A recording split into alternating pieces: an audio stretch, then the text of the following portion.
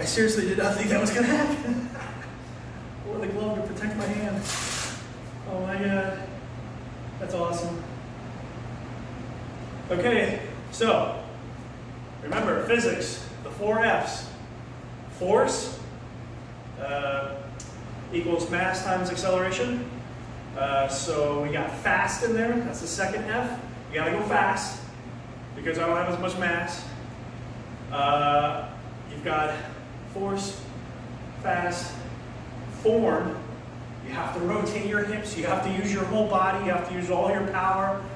It has to be set up correctly. You notice it was very small, only about 1/8 of an inch on the side here, so that when you hit it, it didn't go into the cinder block. It only could go one direction, which was straight down. You have to make sure that you are going straight down, not to the side. It won't break.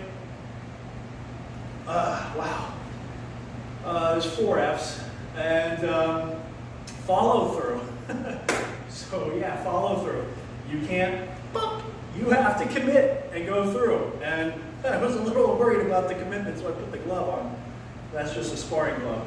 But wow, awesome. So it is possible to do.